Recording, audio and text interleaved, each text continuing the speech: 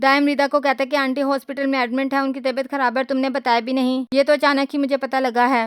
रिदा कहती है जो तुम्हारे घर वालों ने किया है वो क्या कम था जो अब तुम भी आ गए हो। नाजिया उबैद से कॉल कर रही होती है। शाज़मा कहती है उबैद को सुकून नहीं है, हर टाइम कॉल पर लगा रहता है, ऐसे ही चलता रहा तो तुम्हारी अहमियत खत्म हो जाएगी। नाजिया कहती है तुम्हारे मशवरों की जरूरत नहीं है, तुमने पहले ही मेरी जिंदगी में बहुत इंटरफेयर कर लिया है। शाज़मा कहती है मैंने क्या किया है। रिदा कहती है उबैद की कॉल आपने डिस्कनेक्ट की थी और उनके मैसेजेस भी आपने डिलीट किए थे। शाज़मा कहती है तुम्हारा दिमाग खराब हो गया, मैंने ऐसा कुछ नहीं किया। दाइम रिदा के घर जाता है और कहता है मैं आपकी अम्मी की तबीयत के बारे में पूछने आया था, मैं नहीं जानता अम्मी की और आपके दरमियान क्या बात हुई है। रिदा कहती है ये बात तो जाकर आप अपनी बहन और माँ से पूछे, जो प्रपोजल मेरे लिए आया था मैंने एक्सेप्ट कर लिया है। हर इंसान अपने लिए आसानियां पैदा करता है, मैं आपके साथ शादी करवा के अपनी जिंदगी मुश्किल नहीं बना सकती। दाइम कहता है तुम रिश्ता कैसे खत्म कर सकती हो। रिदा कहती है इंसान को जिंदगी में बहुत कुछ करना पड़ता है, हालात और वक्त के मुताबिक। शाज़मा के अब्बू कहते हैं जो भी गलत फहमी हुई है रिदा के साथ आप लोगों की जाएं और एक्सक्यूज करके आए। कमर कहती है एक दफा तो मैं चली गई हूँ, अब दोबारा कभी नहीं जाऊंगी, उस लड़की ने मेरे बेटे को मेरे खिलाफ कर दिया है। शाज़मा कहती है उस लड़की का एटीट्यूड तो मुझे भी समझ में नहीं आया था। नाजिया कहती है अगर ऐसी ही बात थी तो तुमने घर आकर क्यों नहीं बताया। तभी दाइम आ जाता है और कहता है रिदा का रिश्ता कहीं और तय हो गया है, अब आप लोगों को कहीं भी जाने की जरूरत नहीं है और ये सब मेरे अपनों की अनायत है। कमर कहती है तुम्हें उस लड़की पर यकीन है, हम लोगों पर नहीं। दाइम कहता है अम्मी यहाँ पर बहुत यकीन था, खुद से भी ज्यादा। रिदा बर्तन धो रही होती है और साथ साथ दाइम की बातें सोचकर रो रही होती है। शाज़मा कहती है फिर तो वो लड़की तुम्हारे साथ सिंसियर ही नहीं थी, नहीं तो इतनी जल्दी किसी लड़की का रिश्ता कैसे तय हो सकता है, उसने तो तुम्हारे अलावा भी किसी और को रखा होगा। दाइम कहता है खबरदार जो उसके बारे में ऐसा कहा। शाज़मा कहती है इन लड़कियों के बारे में जैसा कहा जाता है अगर मैं कह दूं तो सुना नहीं जाएगा। दाइम शाज़मा पे हाथ उठाने लगता है, तभी उसका अब्बू बोलता है शुक्र है वो लड़की हमारे घर नहीं आई, आने से पहले ये हाल है, अगर आ जाती तो हमारे घर का सुकून खत्म हो जाता।